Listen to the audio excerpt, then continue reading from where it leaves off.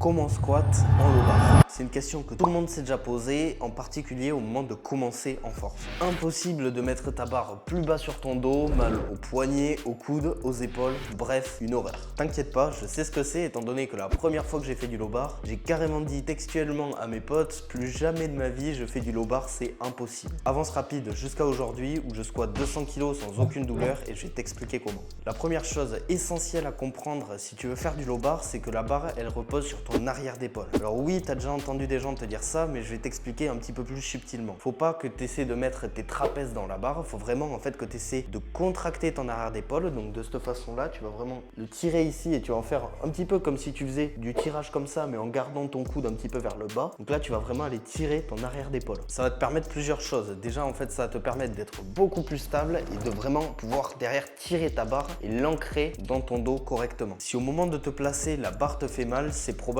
que tu la places mal. À aucun moment tu veux que la barre repose sur un os parce que forcément un os contre une barre ça va faire mal. Pourquoi beaucoup de gens vont te dire qu'il faut mettre les trapèzes en contact avec la barre? Parce que forcément au moment où tu vas sortir ta barre, oui tes trapèzes indéniablement vont être en contact avec la barre étant donné qu'en fait la barre va appuyer et donc elle va se retrouver sur tes trapèzes. Mais initialement il faut vraiment que tu forces et en fait la barre tu veux vraiment l'avoir uniquement sur ton arrière d'épaule et au moment de la déraque tu veux vraiment la sentir qu'elle appuie etc. Mais de toute façon il faut toujours que tu aies plus de portion de la barre sur ton arrière d'épaule que sur tes trapèzes. C'est bien beau dans la théorie, mais je peux même pas mettre la barre aussi bas. Je te rassure, tu peux. Mais il faut d'abord que tu comprennes la prochaine étape, à savoir les échauffements et les étirements importants à faire, en particulier si tu n'as pas beaucoup de mobilité au niveau des épaules. Pour le bench et le deadlift, je dirais que c'est pas indispensable pour que tu arrives à te mettre en position, de faire un échauffement, etc. Pour le squat, c'est vraiment super important. Personnellement, je te dis la vérité, si je fais pas mon échauffement ou quoi que ce soit, il n'y a aucun moyen que je me mette sous la barre. Moi, personnellement, en début de séance, je passe 7 à 10 minutes à faire uniquement et exclusivement des étirements et quelques drills de warm-up que je vais t'expliquer dans cette vidéo. Déjà, la première chose à comprendre, c'est que je te parle pas d'étirements passifs où tu vas attendre dans une certaine position pendant 30 secondes. Ça a été prouvé scientifiquement que réellement tu perds en force quand tu fais ça, en particulier avant un mouvement. Donc tu veux pas limiter ses progrès comme ça. À la place, tu veux faire ce qu'on appelle des étirements actifs. C'est vraiment essentiel de faire du travail de mobilité pour tes pecs et ta rotation externe. Le premier étirement que je te recommande, ça va être déjà, va falloir que tu trouves un mur ou un rack ou quoi que ce soit sur lequel tu vas poser ta main et à ce moment-là, tu vas faire des petits allées en avant comme ça et au fur et à mesure, tu vas voir que ça va étirer tes pecs. Ça, c'est pour le premier étirement. Le deuxième, tu vas faire exactement la même chose, mais au lieu de mettre ta main, tu vas mettre ton coude de cette façon-là et là, tu vas un petit peu y aller comme ça. Vas-y très doucement étant donné que là, tu vas vraiment taper dans les rotateurs externes et tu mets énormément de tension au niveau de tes épaules. Donc vraiment, vas-y gentiment. Mais l'idée, c'est juste en fait de tirer et vraiment, tu vas voir qu'après, au moment de te mettre en place sur ta barre, tu auras beaucoup plus de mobilité et tu seras beaucoup plus à l'aise. Pour régler le problème de l'amplitude, je te recommande de travailler ta mobilité de cheville et ta mobilité de hanche. Pour les chevilles, ce que je peux te recommander, c'est de mettre un élastique autour de ta cheville qui va tirer ton pied vers l'arrière et en même temps, tu vas essayer de pousser ton genou vers l'avant sans jamais décoller le talon du sol. Pour ta mobilité de hanche, je te conseille de faire du 90-90, ça va vraiment échauffer tout ce qui est rotation interne, rotation externe, etc.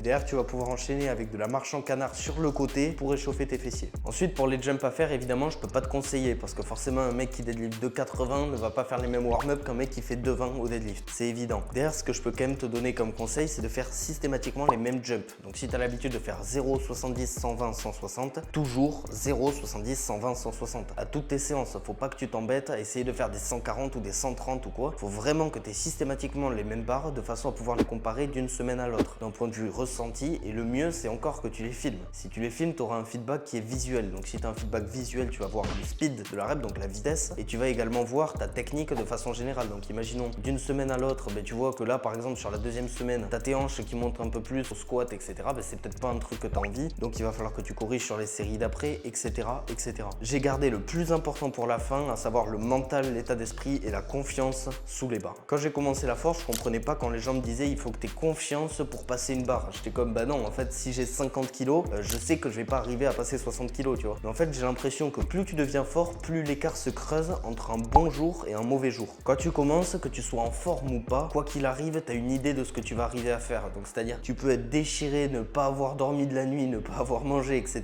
Tu sais que tu auras quand même une certaine barre. C'est-à-dire, imaginons ton max il est à 80 kg, tu vas arriver, dans le pire des cas, tu vas passer 75 et tu n'arriveras pas à la 80. Et ça va pas être une énorme différence. Plus l'écart se creuse et plus tu deviens fort, plus j'ai l'impression en fait que quelqu'un qui a la confiance d'aller chercher une 270 alors qu'habituellement il a 260, il peut se permettre de faire ce jump là parce que justement il a la confiance et il est vraiment déter. déter à fond. Et ça, je me rends compte notamment quand je suis énervé ou quand j'arrive à me mettre dans la zone. C'est-à-dire, tu vois, avant quand je commençais, que je sois tranquille, flex, que je rigole un petit peu, je fais pas trop attention et je m'entraîne, ça allait. Maintenant, si je suis comme ça, en fait, je vois que mes séances sont vraiment rincées et je suis vraiment pas bon. Au niveau de la technique, je peux à peu près me focus. Et si vraiment je suis pas dedans, en fait, je vois que mes perfs, elles sont pas au rendez-vous et ça me détruit réellement mes séances. Maintenant, je te conseille pas non plus de tomber dans la névrose et de penser à la salle H24 parce que c'est pas non plus bénéfique. Le fait de penser H24 à la salle, à optimiser chaque petit aspect de ton entraînement, de ta récup, etc. Oui, il y a un moment où ça peut être intéressant, mais si vraiment c'est H24 tout le temps en permanence, tu vas arriver à un stade où en fait tu vas commencer à faire des changements techniques qui n'ont pas lieu d'être parce que tu vas analyser 25 fois ta séance au squat pour voir que peut-être ton doigt de pied il a pas tourné de 1 degré et donc tu vas tout changer et la séance d'après tu vas être éclaté au sol. Donc l'idée en fait c'est pas de micro-analyser toutes tes séances, etc. Tu veux vraiment juste faire une analyse globale ou quoi que ce soit, mais vraiment pense pas H24 à la salle. Je sais que c'est compliqué, mais il faut que tu arrives à te modérer de ce point de vue là parce que ça peut réellement détruire tes perfs et être contre-productif. Ce que je te recommande pour éviter ce problème là, c'est dès que tu as envie de mettre en place ou de changer quelque chose dans ton entraînement, donc tu le notes sur un bout de papier et t'attends un jour. Si le lendemain tu relis cette note et que vraiment tu te dis ok ça a du sens, donc tu regardes etc.